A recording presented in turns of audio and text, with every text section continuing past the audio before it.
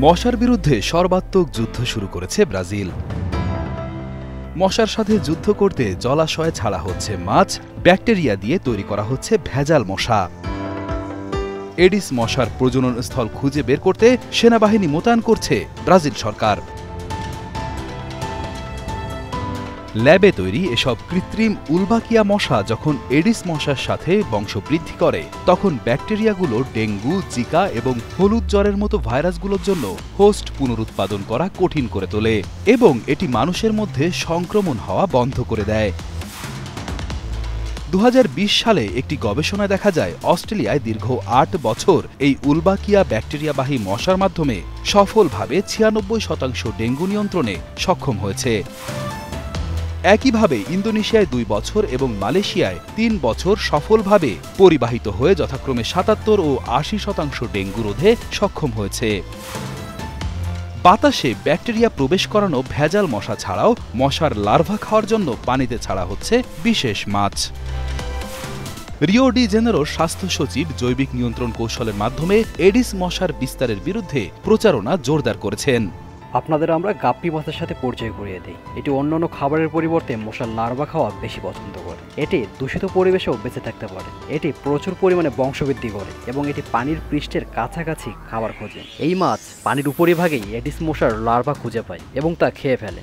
এবছর মাত্র 4 মাসে ব্রাজিলে 1100 জনেরও বেশি লোক মৃত্যুবরণ করেছে এবং সংক্রমণের সংখ্যাও বহুগুণে বেড়েছে। ডেঙ্গুর বিস্তার বন্ধ করার জন্য বিশাল পরিসরে বিচিত্র কিছু ব্যবস্থা গ্রহণ করছে ব্রাজিল সরকার। ব্রাজিল তার জনস্বাস্থ্য ব্যবস্থায় টেকদা ফার্মাসিউটিক্যালসের কিটেঙ্গা ভ্যাকসিন অন্তর্ভুক্ত করেছে এবং এই বছর 3.2 মিলিয়ন লোককে ভ্যাকসিন দেওয়ার প্রত্যাশা করছে। জানুয়ারি থেকে মার্চের মধ্যে ব্রাজিলে ডেঙ্গুর সন্দেহজনক 28,99,000 কেস নথিভুক্ত করা হয়েছে, যা গত বছরের চেয়ে 5 গুণ বেশি।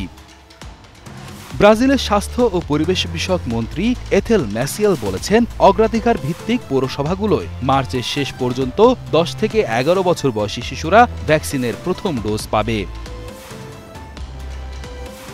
ব্রাসিলিয়ার স্থানীয় সরকার জানিয়েছে, টিকাদান কার্যক্রম শুরু হচ্ছে 10 থেকে 14 বছর বয়সী শিশুদের টিকা দেওয়ার মাধ্যমে।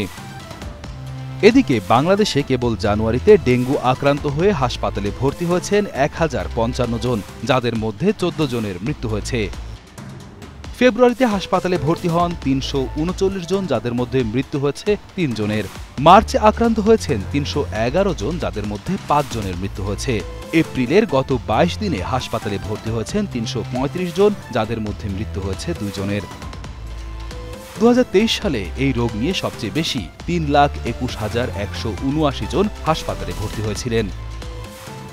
ডেঙ্গু আক্রান্ত হয়ে সবচেয়ে বেশি 1,705 জনের মৃত্যু হয়েছিল ওই বছর। বাংলাদেশে ডেঙ্গুর প্রাদুর্ভাব এবং মশার প্রজনন কমাতে ব্রাজিলের পদাঙ্ক অনুসরণ করা যেতে পারে বলে মনে করেন সচেতন মহল।